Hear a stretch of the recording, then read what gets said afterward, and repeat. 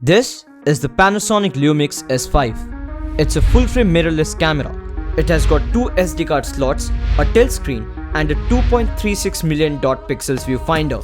It launched last month in India and today I have it with me. In this particular video, I'm going to share my experience with this camera and what I think about this little beast.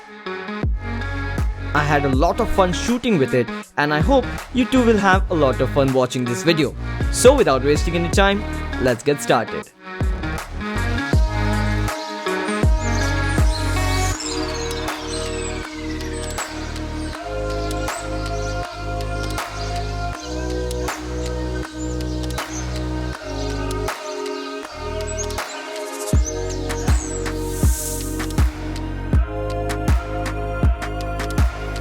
I hope you enjoyed the small sequence I shot with the Lumix S5. Now the reason I enjoy shooting with this camera is how it feels in my hands. It's a compact body but the grip is really good.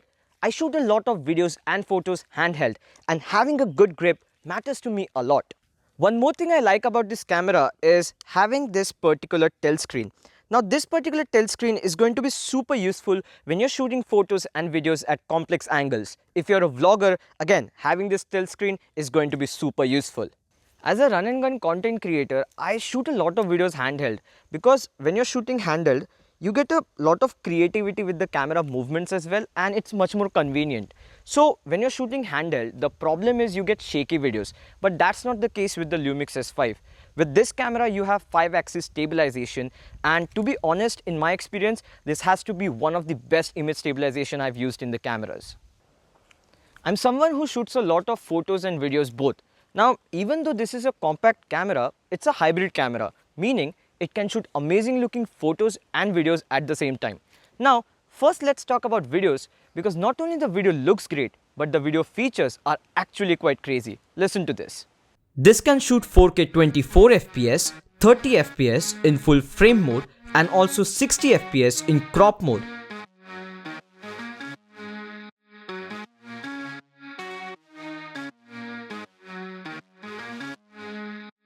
And one thing that's even crazier is it can also shoot 5.9K raw video externally with just a firmware upgrade. That is insane. There are a lot of different picture profiles including the flat and V-Log profile.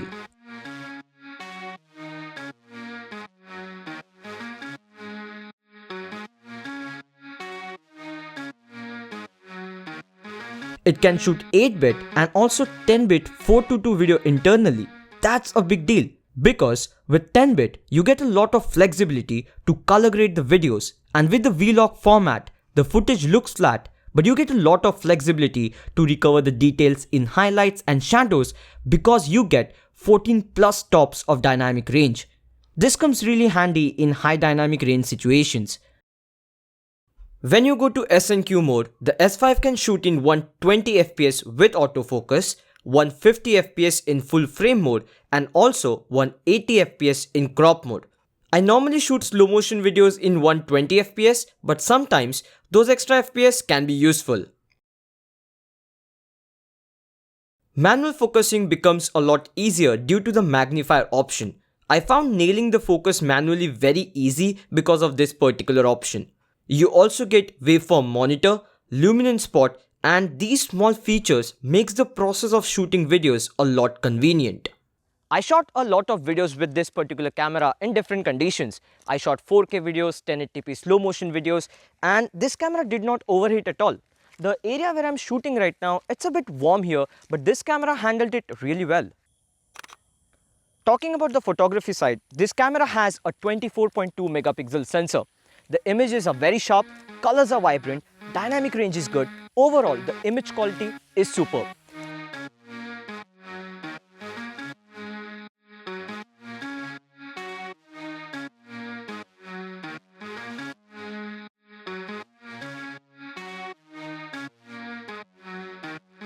The lens I'm using right now is the 20 to 60mm lens.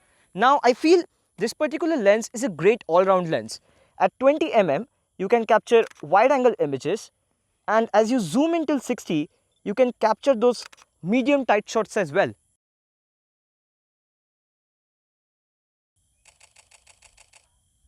This camera also has a high resolution image mode. Now, the sensor is of 24.2 megapixels, but the camera is taking multiple images and giving you the final result of either 48 or 96 megapixels. Now, 24 megapixels is more than enough, but if you want to print larger images, if you want to crop a lot, then these extra megapixels are going to be super handy. As I said before, I am a huge fan of the InBody Stabilization. You get 6.5 stops of stabilization. When you're shooting images with slower shutter speeds handheld, 6.5 stops of stabilization is a game changer. I really enjoyed shooting with this particular camera. It feels great in the hands and it's very easy to use. It shoots very high quality photos and videos. For someone who is looking for an all-round full-frame mirrorless camera, this is going to be a great choice.